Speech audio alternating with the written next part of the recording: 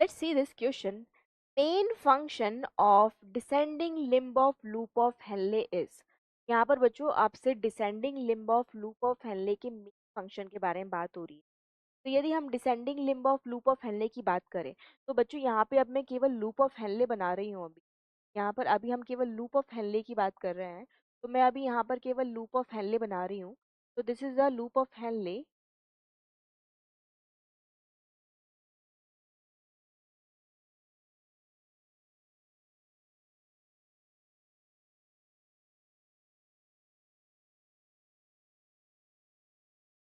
ठीक है, this is the loop of Henle. और यदि हम बात करें इस वाले हिस्से की, तो this is the descending limb, नीचे उतरता हुआ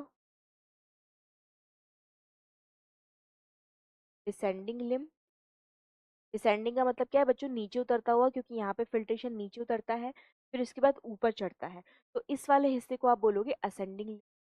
असेंडिंग में भी ये वाला हिस्सा है थिक और ये वाला हिस्सा है थिन, दोनों को मिला के ascending limb. So this is descending limb of loop of Henle and this is the ascending limb of loop of Henle. अब यदि descending limb की बात करूं बच्चों,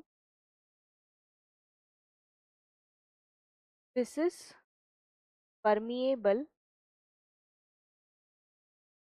for water, okay, and impermeable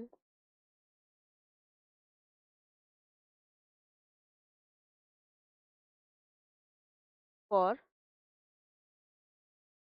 ions, almost, है ना? Almost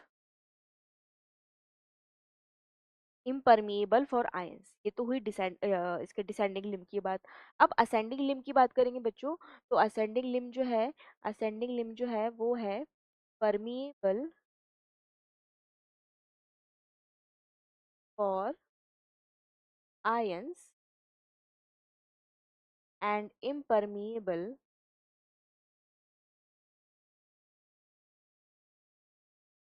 for water. ये water जो असेंडिंग वाला है वो वाटर के लिए इम्परमिएबल है और ये वाला जो है वो NaCl जैसे आयंस के लिए इम्परमिएबल है। तो अब क्वेश्चन ने क्या पूछा था कि main function of descending limb of loop of Henle. अब क्योंकि ये वाटर के लिए परमिएबल है डिसेंडिंग लिम्ब, तो इसका मेन फंक्शन क्या हो जाएगा बच्चों? ये वाटर के एब्जॉर्प्शन में हेल्प करता है।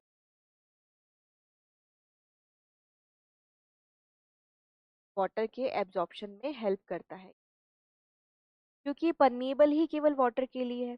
ये परमिएबल ही किसके लिए बच्चों? केवल वाटर के लिए है। तो वाटर के एब्जॉर्प्शन में हेल्प करता है।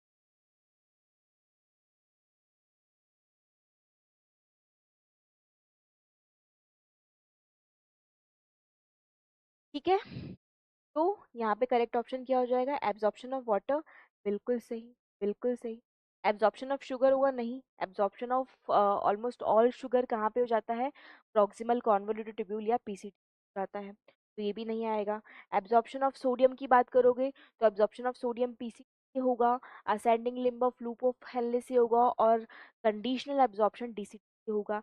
लेकिन descending limb of loop of Henle से आप सोडियम के एब्जॉर्प्शन की बात नहीं करोगे क्योंकि वो उसके लिए इम्परमिएबल है, तो ये भी रॉन्ग हो जाएगा। सिक्रीशन ऑफ आयंस की बात करोगे? नहीं करोगे, क्योंकि जब वो इम्परमिएबल ही है आयंस के लिए तो ना तो वहाँ एब्जॉर्प्शन होगा ना ही वहाँ पे सिक्रीशन होगा। ठीक है, ना तो एब्जॉर्प्शन होगा ना ही सिक्रीशन होगा, तो दोनों की ही बात नहीं करोगे। तो बेटा इस क्वेश्चन के लिए करेक्ट आंसर क्या हो जाएगा? Option E will be the correct answer for this.